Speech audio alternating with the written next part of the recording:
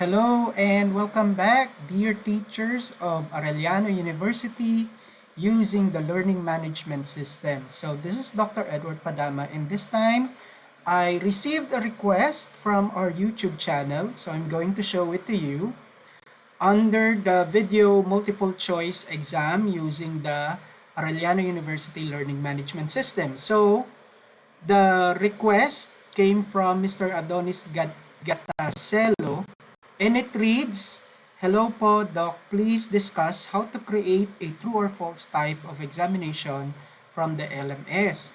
So, Mr. Adonis, this is in response to your request. We are now going to discuss how to create true or false examination using the Arellano University Learning Management System.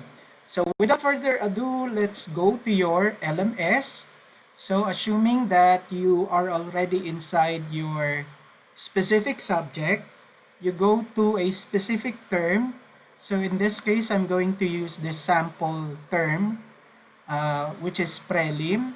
And then make sure that you turn on your editing so that you would be able to add activities in your specific term. So editing is already turned on, and you're going to see the plus signs, which is an indicator that you can already add activities in your specific subject. So in this case, we are going to add a quiz. Okay, so whether it be a quiz or your major exam, it will still fall under the category of a quiz.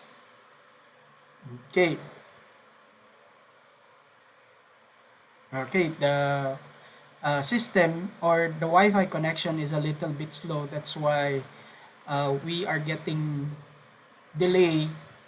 Okay, we are getting delays from the loading of the page. Okay, now we're going to name this as prelim exam. Oh, that's again another manifestation of the lag from the internet. So again, we're going to call it prelim exam. Again, when you create any type of exam, I've already discussed it in my previous videos in using the LMS of Arellano University.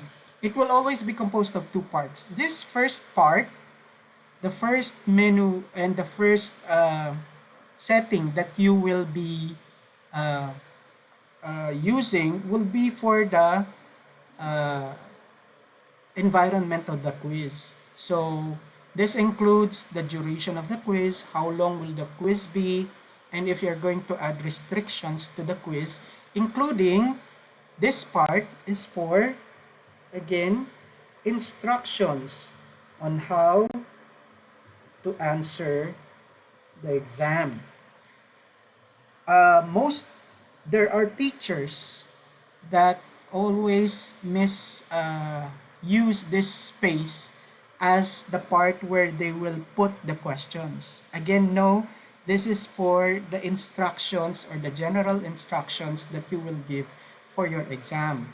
Okay, again, this is for the setting of your exam and not for the questions of your exam. So this includes the timing, whether you're going to set the start and the end of the quiz. So if this is a prelim exam, we usually set this for 1 day. And to do that, you have to click the enable button. Okay? So in order to access the dates wherein you want this exam to be active or available. Now this one is for the time limit. So within this date, the exam will be available not unless you want to extend it on the next day, which is October 6th, then your exam will be extended on that particular date. So this is when the exam will close, and this is an indicator of when the exam will open. Now, the third part, if you click this enable, this will indicate the duration of the exam, the time limit that will be given. So if this is available from October 5 to October 6, the time limit, for example, I'll give them 1 hour or 60 minutes to do the exam. this will take place once they click or open the exam. So if they were not able to take the exam on the opening of the quiz, which is October 5, and they open it on October 6 in the morning, then once they click the quiz, they have 60 minutes to finish the quiz. Okay? Then the rest, uh, you do not need to set. The grades are also can also be set on the next menu. Layout, behavior, review questions. I always click the following under the review questions. Okay? And then you can review what it will do to your exam. And then appearance, that's okay. Safe exam browser. Restrict access. If the exam will take place tomorrow and you do not want the students to access your exam immediately because you want them to open the exam the next day, you can use this by clicking restrict access, and then under this you click add restriction and then you click the date. So under this October 5, and then you want the time to be set on what specific time the students would be able to access the exam. Okay, so if I set it at 9 a.m. So by the way, this is military time. So if you can see, you have 13, 14, 15, and so on and so forth. So if I set it at 9 o'clock, the exam would be accessible at October 5, 9 a.m. And going back to the timing, it will be available October 5. I'm going to set this at 9 because it will be available at 9. Okay. Okay. So that is the function of the restrict access. And then the rest is already by default. Okay, so meaning you don't need to set the other functions. So then after setting everything, you just click save and return. Okay, so let's wait for the system to update. Okay, now when you go back to the prelim term, you can see that you already have the prelim exam and you have the restriction access. So this will be available on October 5, 9 a.m. If you do not put the restriction, the exam will be readily available for the students to access. So that's one of the function of the restriction. Okay, now this is just the setting of the exam without the actual exam questions. So how do we place the questions inside your exam? Now you go to edit, and then, no, not edit, I'm sorry. You click prelim exam, not this edit tool, the edit title, but the prelim exam, the actual word, and then you click. And then after that, you're going to go inside the exam, and then it will prompt you a message saying that there is no question yet in your exam. So this is the part where you put in your questions. Okay. Now, we haven't gone to the true or false part yet. So again, I'm going to show you what the options that you can use when creating your exam. So how do we add questions in your exam? Click edit quiz. Okay, so after clicking edit quiz, again, let's try to go through some of these parts. Okay, this one is the maximum grade that you will give to your exam. So if I'm going to use true or false, and then I will be giving, for example, 10 questions of true or false, which is 2 points each, then I will have a total of 20 points. So I will change the total to 20 points, which is the maximum grade, because I'm planning to give 10 true or false questions, which is 2 points each. Okay, and then I'm going to save. Okay, next, this part, shuffle, I think you really need to always click this. Why?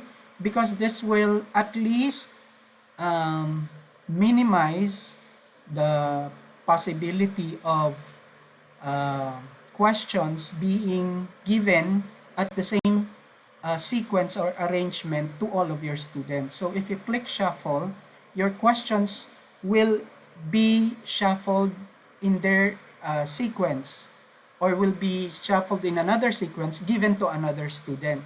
So no students will have the same sequence of questions.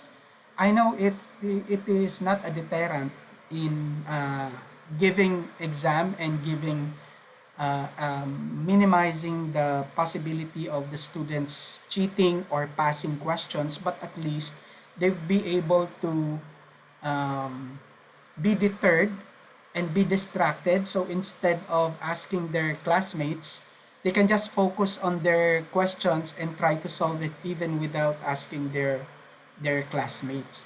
Okay, now going back, how do we add the questions? So you click add a new question. Okay?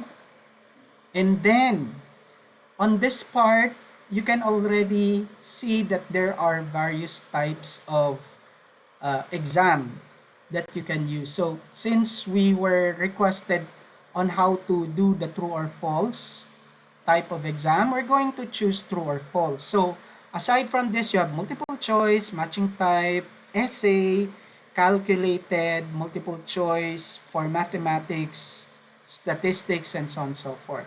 Okay? So choosing true or false, we're going to click add.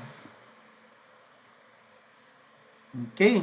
Now, the question name, or for the question name, I usually use numbers. So this is question 1 out of 10. So I'm going to use the number 1. And then the question text. This is where you will put the questions for your true or false exam. So, sample question. Communication is important. Okay. Oh, if this is the question, then here, for the default mark, teachers creating the exam should try to uh, remember, to always remember that the default mark is the point given to this particular question. You remember what I said earlier, that this is a 10 question true or false, and for every question there's 2 points. We have 2 points each, so we have to assign 2 points for this particular question. Okay, so that's the function of the default mark. The rest is by default. You just leave it as is, and then the correct answer is this is for the general feedback. Okay, you don't need to add in, you don't need to input anything to the general feedback, because that will really take a lot of time if you do it one by one. So just leave it as is. So the correct answer is what's the question? Communication is important. The correct answer is true. Okay? So if the feedback for the response is true, what would be your feedback? Congratulations. So again, you don't need to write the feedback anymore. If the feedback is false, which is incorrect, and then you try to write sorry or better luck next time. Okay, now multiple tries by default. We don't change the default setting, tags no more. So that's it. And then after setting the questions, you just save changes. Okay, not continue editing, because you will stay inside this menu if you click continue editing. So again, going back to the menu, to the second menu, you just write the question number, this part, and then the actual question, which is this part. Okay, and then indicate the default mark or the assigned point for this particular question, which is 2, and then you assign the correct answer, whether it's true or false. So in this case, it is true, and then again, save changes. So actually, that is the process that you will do, and you will just repeat that depending on the number of questions that you will be using for your true or false exam. So again, as you can see here, out of 20 points, total marks that were already created in your exam is 2 points because this one is already 2 points. Now, just in case you forgot to assign the point for your question, so you forgot and you placed one here, outside of the menu, there is a function wherein you can change the point system. So example, I changed my mind. I'm only going to use 5 questions and I want to assign 5 points for this question. So just press the enter key. Okay, again, press the enter key for the change to take effect. So it will be 5 points. And if you're going to look at this, the total marks also change to 5 points. So you can monitor how many points were already created in your exam and what is the total number of points that you assigned. You can also change this, the maximum grade in this particular setting. So after doing this, and you're already satisfied with everything, you don't need to save. Okay, so there is no save button here. All you need to do is just go back to your prelim exam. Okay, so this is already the prelim exam. Another feature that I have not yet included or discussed in other videos is that you can preview your quiz. Okay, you will not necessarily activate the quiz, but it will show you how the quiz will look like when the student starts taking it. So it's a simulation of what the students will see. So this is good in order to proofread the questions that you did in your exam. So let's click this to see.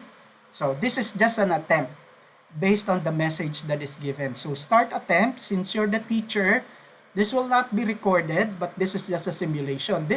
This is the screen that your student will see. Okay, so this is question number 1. Finish attempt if you want to exit. The time limit left for your students to answer the exam. So this is a running time, as you can see. Okay, and then question number 1, communication is important. Then true or false, select 1. So if I choose the error or the wrong answer, false, and then finish attempt. So when the students click finish, they automatically submit, and immediately in any exam in the LMS, if it is objective type, true or false, multiple choice, and so on and so forth, the students will immediately receive their score after submitting their exam. So that's how fast and efficient the system is. Not unless you made a mistake in identifying the correct answer, then the students will ask you if the key to the correction was correct or not. Okay? So, again, basically that is how you create true or false using our system, Mr. Adonis Gataselo. I hope I was able to answer your question. And again, to Arellano University teachers, if you have any other questions regarding the LMS or creating exams in the LMS, please write your questions on the comment box below the video, and we'll try to answer that as soon as possible.